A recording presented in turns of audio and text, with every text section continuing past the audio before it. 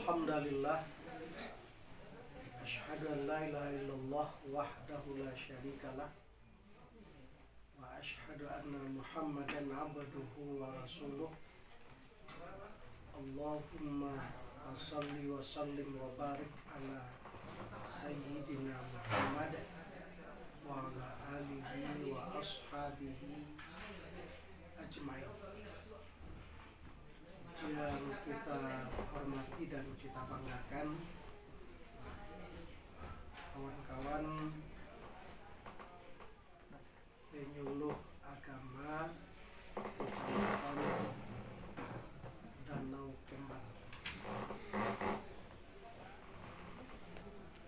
Ada beberapa hal yang ingin kita sampaikan. Yang pertama, tugas dan fungsi penyuluh di tengah-tengah masyarakat.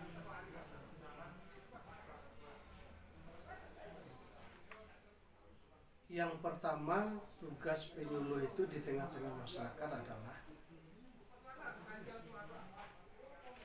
mengajak, memanggil, menyeru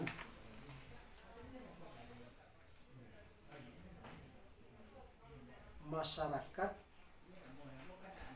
kepada amar ma'ruf nahi munkar.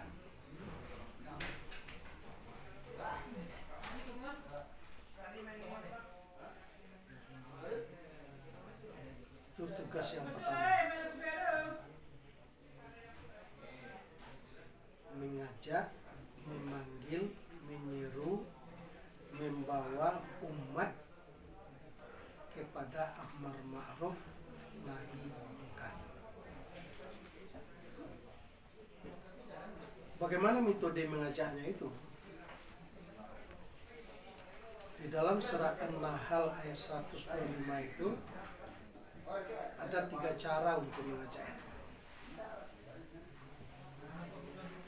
Ud'u ila sabili rabbika bil hikmah.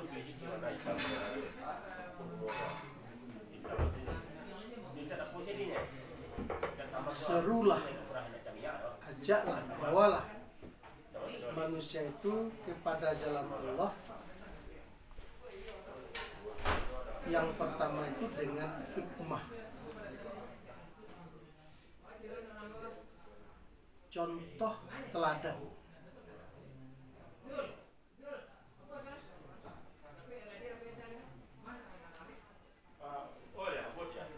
Artinya apa ya? Penyuluh agama harus mampu bersikap, berbuat sesuai dengan koridor Al-Quran dan Sunnah. Kita ambil contoh hari Jumat, penyuluh agama kayak kamu saji pakai baju pendek, nggak lo pakai kopiah. Kebetulan katib dah tiba orang bilang, ini ada penyuluh agama.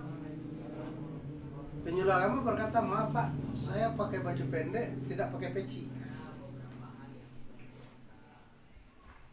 Jadi kalau penyuluh agama itu harus berpakaian, berpenampilan sesuai dengan kaidah Al-Quran dan Sunnah.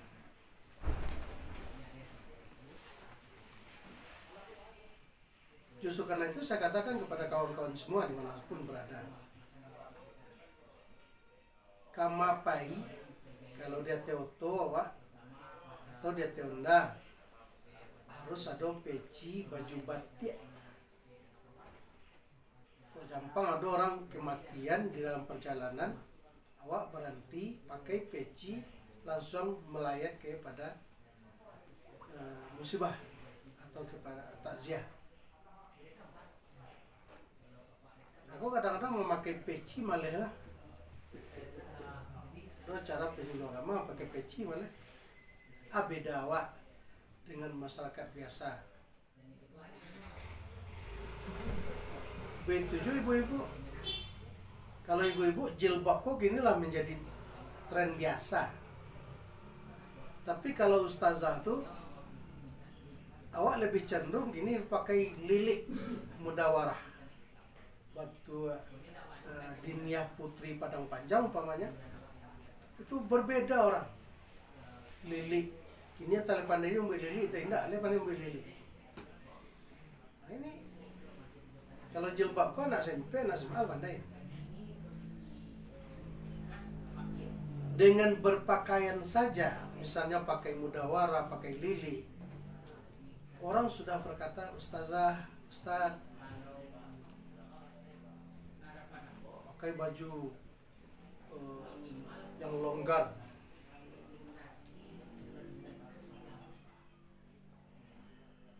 Jadi berikan metode dakwah itu dengan bil hikmah, mengajak orang dengan bil hikmah. Kita tidak berbicara, tidak berbuat, tapi orang sudah mencontoh kita.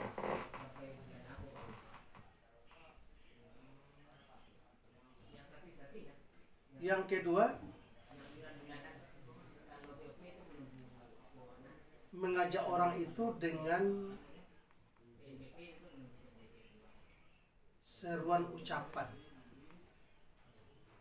melalui tabligh, ceramah. Oleh karena itu penyuluh wajib pandai ceramah. Ikut disuruh ceramah, duduk di belakang. Lawa ceramah awak kok kurang lari. Bano penyuluh pak tuh tak pandai ceramah deh. Tak pandai jadi imam deh. Kok kanai kali penyuluh. Jadi penyuluh itu batu-batu kepribadiannya bisa dicontoh dan bisa tampil di mimbar menyampaikan amar ma'ruf nahi.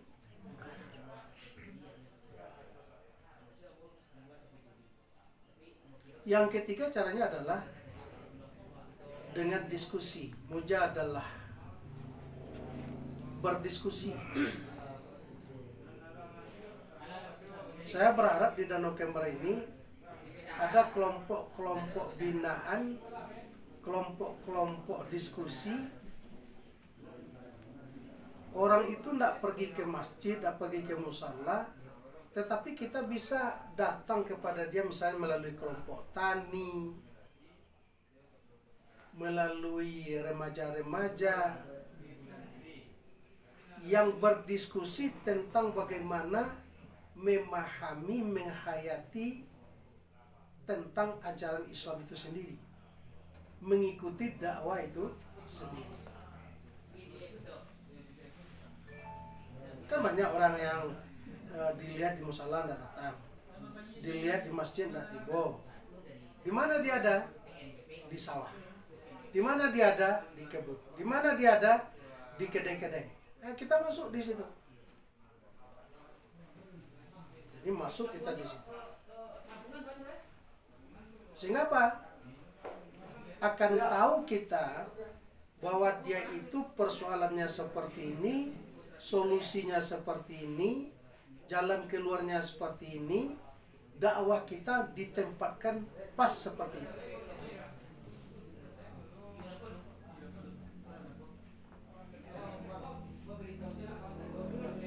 Itu metode mengajak orang kepada amar ma'ruf nahi. Yang kedua, penyuluh agama itu harus dengan baik menguasai materi dakwah yang akan kita sampaikan.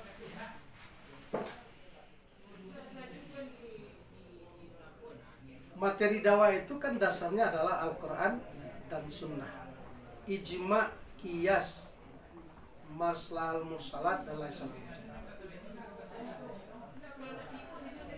Jadi betul-betul kita konsep, kita pahami, kita kuasai materi yang akan kita sampaikan itu, kita susun dengan rapi, baru kita sampaikan.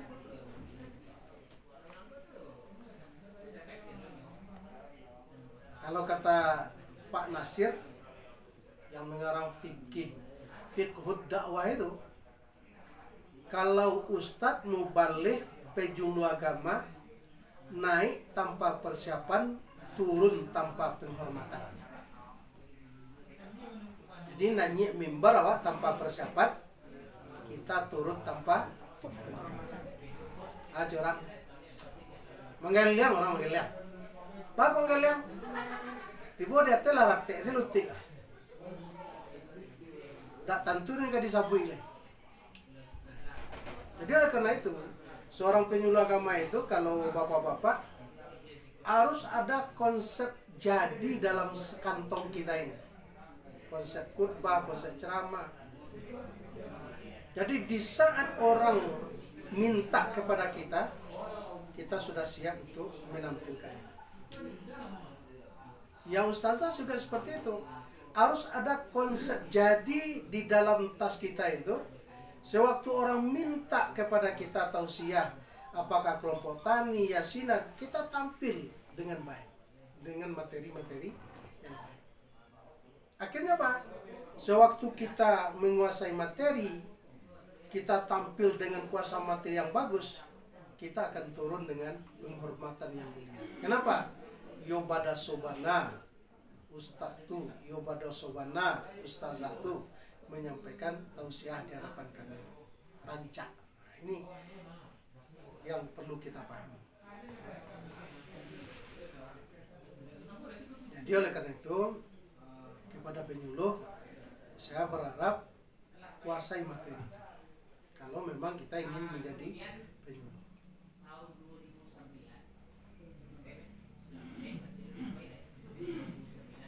Yang ketiga, yang perlu dipahami oleh penyuluh agama itu adalah lihat audien kita dengan siapa.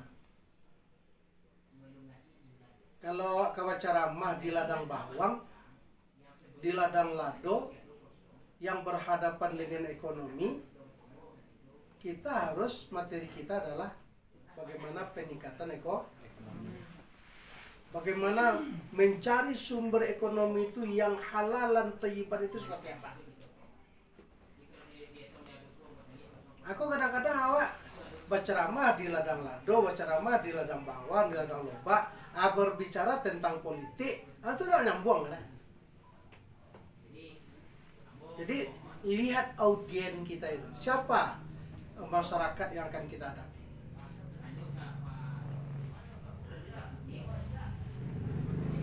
Misalnya kita berbicara di tengah-tengah masyarakat yang sekelilingnya adalah pasar umpamanya. Yang akan kita kaji itu adalah bagaimana cara berdagang secara Islam, timbangannya harus betul, jual beli ijab kabulnya harus betul. Sehingga apa? Orang ketika itu betul-betul dihadapkan kepada persoalan yang dihadapi. Begitu juga berbicara di kalangan intelektual dan lain sebagainya. Jadi betul-betul kuasai audien kita, di mana kita berada untuk menyampaikan dakwah.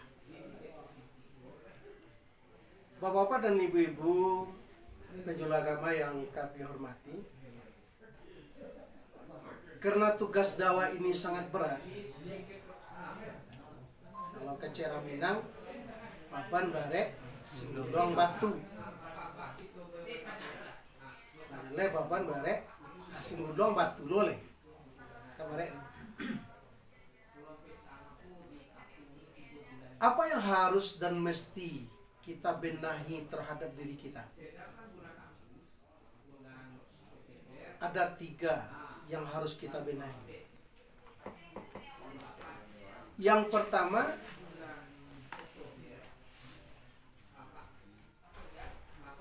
persiapkan keimanan kita harus mantap.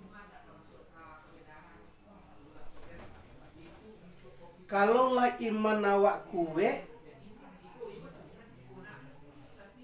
akidah awak kokoh, tauhid awak lah selesai, apapun tantangan dan rintangan pasti bisa kita hadapi dengan baik.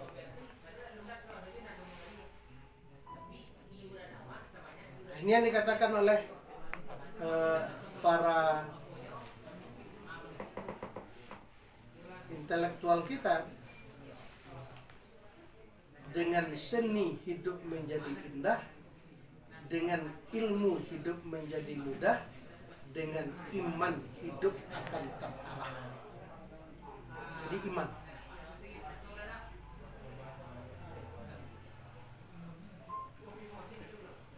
Jadi tauhid kita benahi, iman kita betulkan. Jangan sampai tukang pancang dilarian ikan.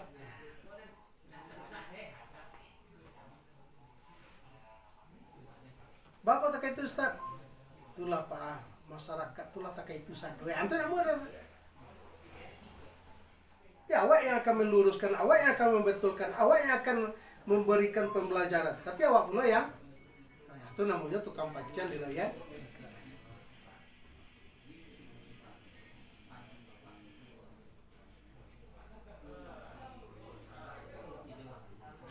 Orang yang beriman, orang yang punya tauhid, orang yang punya akidah yang baik itu, dia tidak tergantung kepada manusia dan tidak tergantung kepada siapa-siapa. Dia mengharapkan gantungannya itu adalah kepada Allah.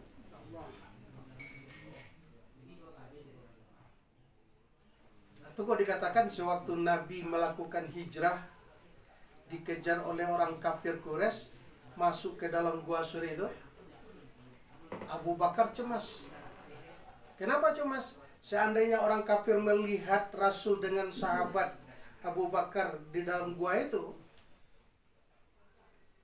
tidak bisa keluar, ke samping tidak bisa, ke kiri juga tidak bisa. Yang keluar itu di depan. Di depan itu musuh. Apa kata Rasul kepada Abu Bakar? La takhaf wa la tahzan innallaha ma'ana. Jangan takut, jangan gentar, Allah bersama kita. Allah bersama kita itu adalah tauhid. Allah bersama kita adalah iman. Allah bersama kita itu adalah lambangnya akidah.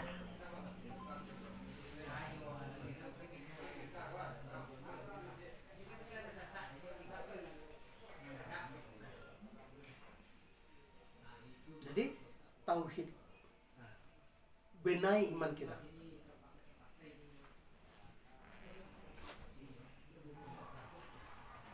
Yang kedua, perbanyak amal ibadah. Yang kedua, perbanyak amal soleh, amal ibadah.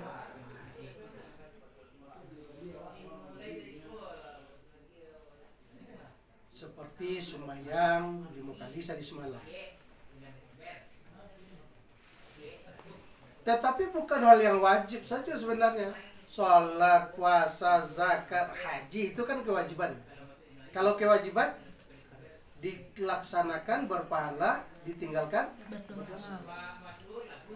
Tetapi yang diharapkan amal soleh ini adalah di samping kewajiban yang telah kita tunaikan itu, bagaimana kita mencoba membarengi dengan ibadah sunnah, puasa Senin Kamis, membaca Al-Quran setiap hari, salat duha, salat sunat tahajud, bersedekah, dan lain sebagainya.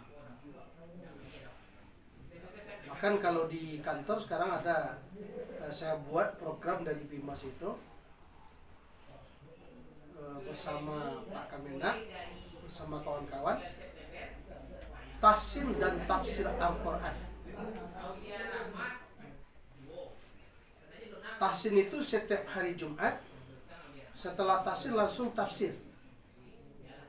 Yang setiap hari itu 1 juz 1 hari, one day, one juz. Bagaimana? Itu ada grupnya itu 8 orang itu. itu paling akhir itu jam 12.00 baru di store melalui HP, yang sudah, yang belum, yang sudah, yang belum. Jadi setiap bulan khatam. Bahkan dari bulan puasa itu kita sudah khatam 4 kali. Nah, kalau seandainya penyuluh agama ini dibuat grup, satu hari 1 juz, berarti 8 juz terbaca Al-Quran setiap hari. Kita penyuluh agama saja. Nah, nanti waktu pertemuan di kantor KUA ini misalnya sekali sebulan, adakan khatam secara bersama-sama. Artinya apa? Itulah kemantapan ibadah kita.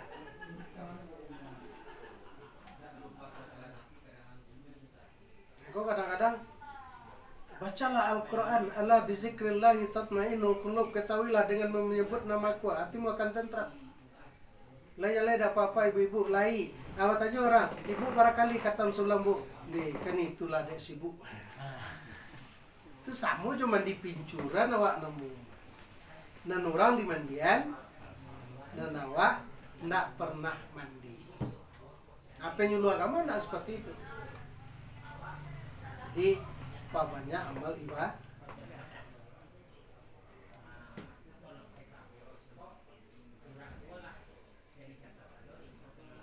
Jadi kalau ingin menjadi orang hebat, orang yang luar biasa, lakukan yang luar biasa. Lakukan yang hebat. Contoh, kalau abah zikir dianjurkan kepada masyarakat, subhanallah 33 kali, awak 60 kali. Kalau perlu 100 kali, kalau perlu 1000 kali. Itu baru hebat. Tapi kalau samu sih jurang tuh berarti kan samu sih kualitas pada awak. Jadi ada peningkatan seperti itu.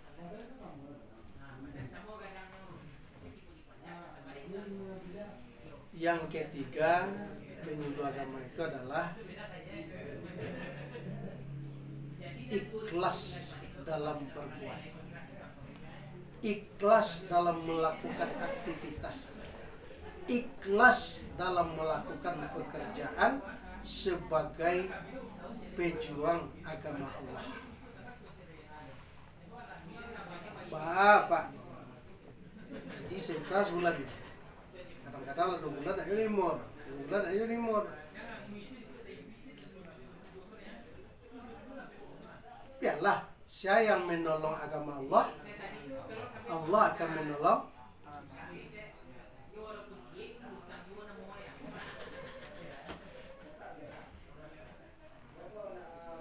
Saya punya ilustrasi, ada cerita. Di Jepang itu, orang Jepang kalau bikin rumah itu enggak dari besi, enggak dari tembok itu. Tapi dia bikin rumah itu dari kayu. Jadi ada seorang tukang kayu yang ahli, batu-batu ahli. Dek, karena faktor umur, tukang ini mau pensiun. Mau pensiun. Jadi waktu mau pensiun itu, di awal bulan besok dia pensiun, bulan sekarang dia sudah lapor.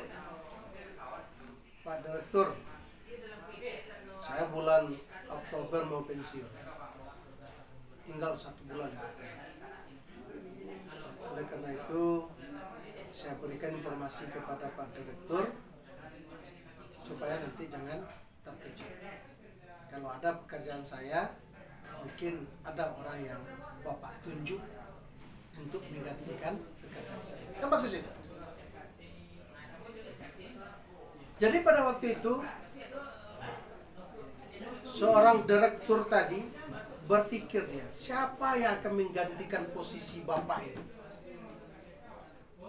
Karena dia lihat, dia perhatikan belum ada yang seahlinya Bapak itu. Tetapi karena negara sudah membatasi umur harus pensiun, tidak bisa tidak, yalah akan saya pikirkan. Tapi ada satu permintaan kata Pak Direktur. Apa? Sebelum Bapak pensiun 1 bulan ini, tolong kerjakan proyek membuat 1 buah rumah yang bagus.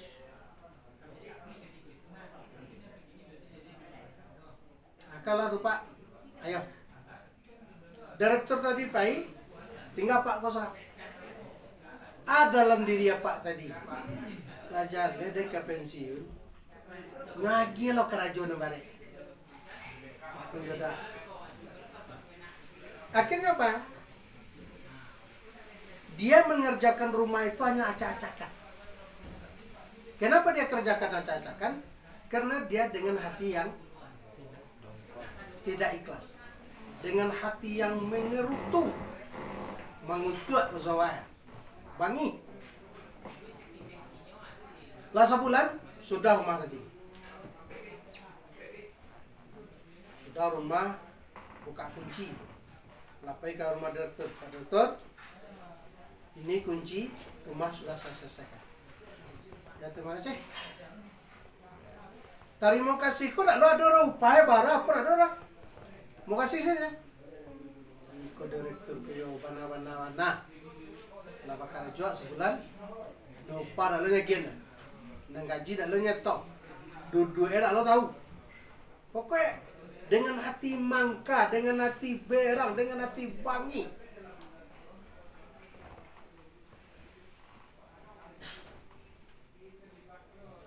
Tetapi direktur tadi setelah melihat rumah itu kecewanya. Kenapa kecewa? Begitu profesionalnya tukang itu, hasilnya seperti ini, di akhir hidupnya dia persembahkan pekerjaannya yang tidak baik. Tetapi dia simpan saja. Dia simpan. 3 hari sebelum pensiun, bulan Oktober datanglah undang kepada seluruh anak perusahaan dan seluruh pegawai. Undangnya berbunyi kepada seluruh karyawan-karyawati, kita malam nanti mengadakan acara resepsi pelepasan seorang pekerja kita yang memasuki masa pensiun.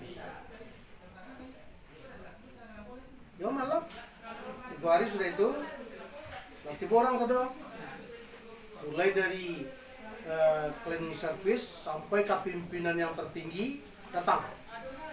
Kenapa? Karena akan melepas saudaranya yang kan pensiun.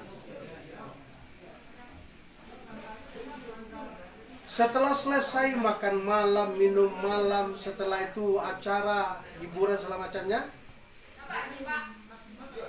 dimintalah sambutan dari orang yang akan pensiun. Dia ucapan terima kasih, mohon maaf di atas kebersamaan segala macamnya. Yang terakhir dimintalah seorang direktur tadi memberikan sambutan. Kata sambutan dan melepas bapak ini untuk pensiun. Akhir cerita bapak dan ibu penyuluh agama, apa kata bapak tadi? Terima kasih kepada bapak yang akan memasuki pensiun 2 hari lagi. Kita tidak bisa memberikan apa-apa kepada bapak ini selain apa yang diberikan oleh negara padanya. Tetapi katanya, saya selaku direktur yang bertanggung jawab di perusahaan ini, saya akan berikan hadiah kepada bapak ini. Disuruh nanya lah tukang tadi. Setelah itu diberikan kotak. Setelah diberikan kotak, disuruh buka. Apa hadiahnya itu? Mempersembahkan 1 buah rumah yang karya terakhir untuk bapak itu. Kecil bapak Mang Jawe. Kok tahu rumahku kau untuk Den? Rancak dan tapi sudah nasilah menjadi Syukur. Nah, untuk itu seorang penyuluh harus ikhlas melakukan pembinaan, penyuluhan, dakwah, menjadi mubalik dalam semacam itu betul-betul karena Allah. Nah, kalau lah ikhlas awak, lah bagus awak, saya yakin dan percaya bahwa kita itu bisa menjadi penyuluh yang profesional, bisa menjadi penyuluh yang baik. Jadi itu beberapa hal yang bisa kita sampaikan pada pembinaan kali ini. Mudah-mudahan kawan-kawan penyuluh di Danau Kembar ini bisa berjalan sesuai dengan harapan. Nah, oleh karena itu jadikanlah semuanya betul-betul berbuat, bekerja, segala sesuatu itu harus dilandasi dengan niat ikhlas. Saya pikir itu saja. Terima kasih. Mudah-mudahan bermanfaat. Assalamualaikum warahmatullahi wabarakatuh. Waalaikumsalam warahmatullahi wabarakatuh.